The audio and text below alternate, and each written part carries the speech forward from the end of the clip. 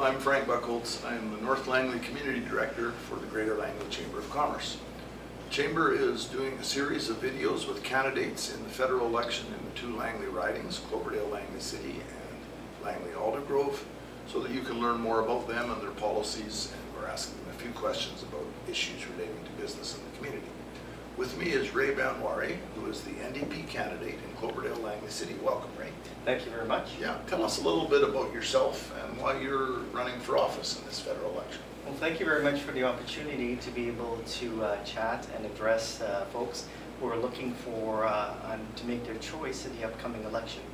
I immigrated to Canada when I was very young. I'm originally from the Caribbean, and my mom took a chance on moving to what I still believe is the best country in the world, Canada. So here I am.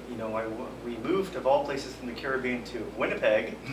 People thought I was crazy. We were crazy to move such a cold place, but prairie folk are hardy folk, and they're good folk. And when you know you need something in the worst of weather, they're going to be there for you.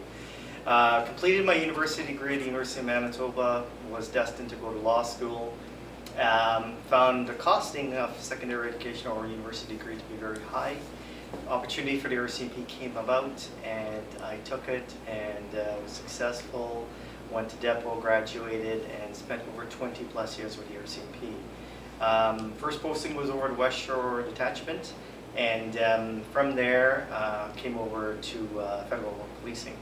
So I was one of the main guys, or I led, not myself, but a group of us combined. We sought the right to have a union in the RCMP, and we were able to do that. We had to go to 3 levels of court, took on the Harper government, took on the Commissioner of the Day, and were successful at the Supreme Court in 2015. I've since left, retired from the RCMP, and have decided to run federally in the upcoming election because my fight has always been for people. That is why I took the battle on to unionize the RCMP, because people are what matters and what is important to me.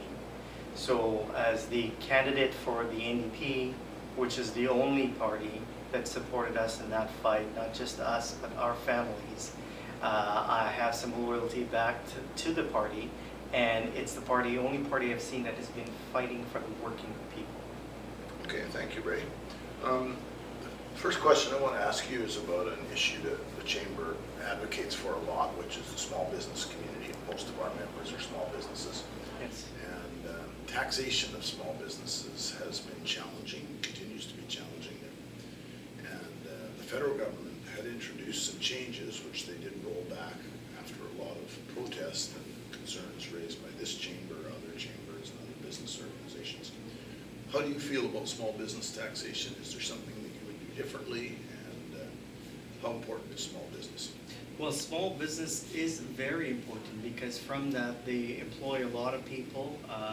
They give people potential, funds and money to be able to live.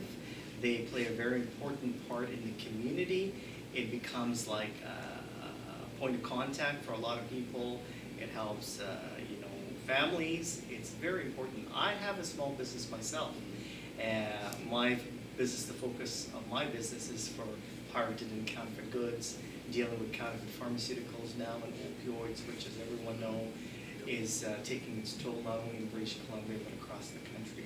So when you talk about small businesses, it's a very important part in our community. A lot of it drives the economy. It's a mechanism of employment. It sustains a lot of families.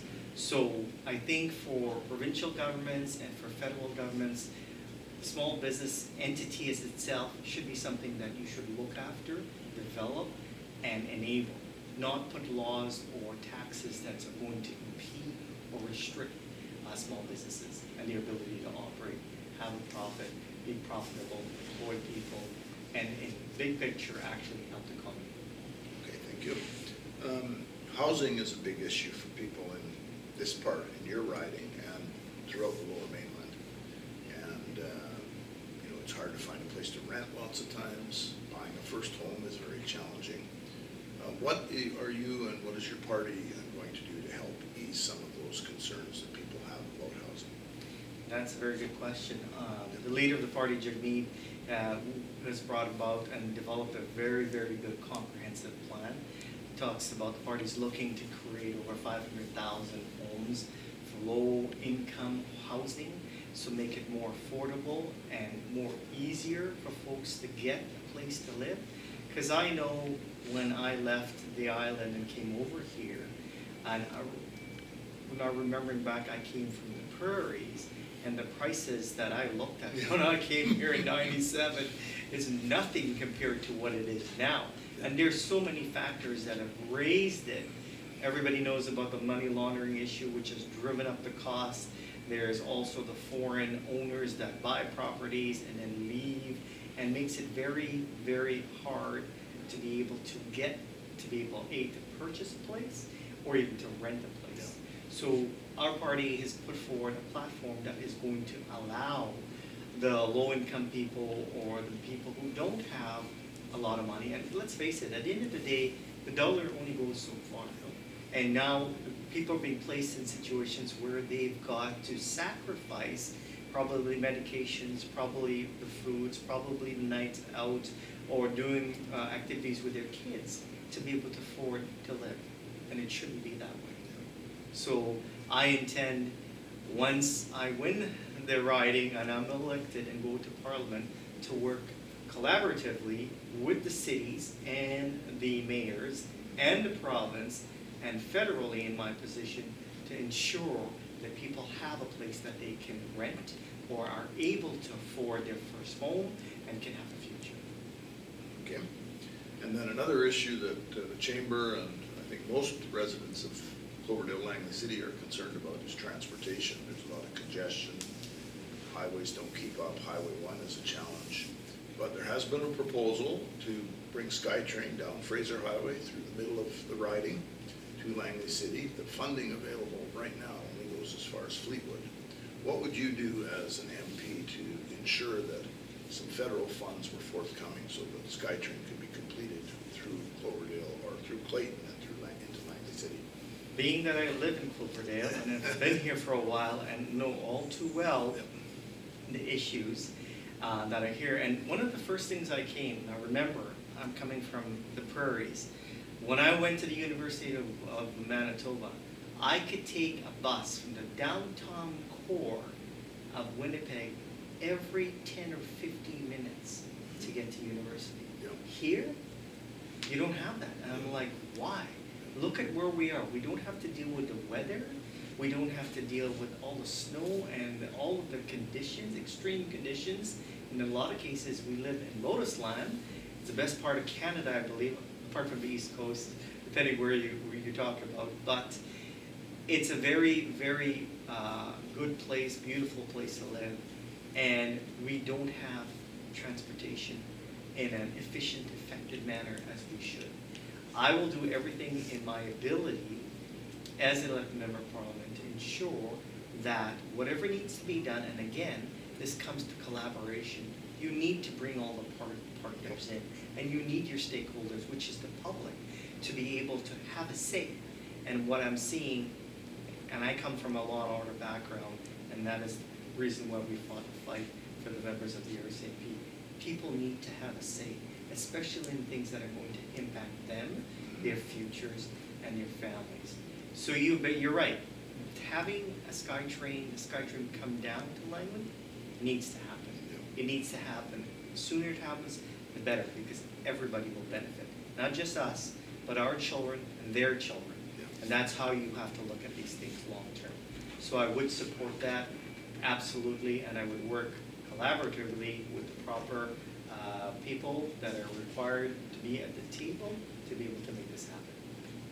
Okay, and the final question is about the Trans Mountain Pipeline. Do you support expansion of the Trans Mountain Pipeline? That's a very, very hard thing to take a position on, because while I understand the economic potential and good that could come from it, we have to also respect our First Nations people and the lands that it's going to go through. And from what I understand, there is even more court challenges that have come up.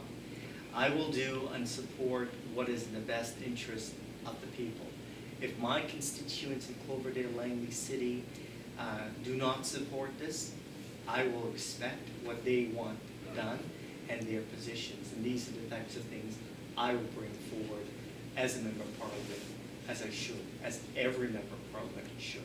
Because it's your people that elect you and put you in office, and it's your people that you're accountable to. So that's where I would go in terms of answering that question. There's too many dynamics. There has not been, to talk about getting the oil through here and where is it going to? What is the dollar amount? How is it going to positively impact Canadians? How is it going to positively impact our economy here? Because it's going to come right through Burnaby, right? And then you also have the other side of it, which is the dangers if you have one spill, the amount of harm that would cause to our coastline and to our fisheries. Okay. Well, thank you very much, Rae, and best of luck to you on October 21st. Thank you very much for giving me the opportunity to come in and speak.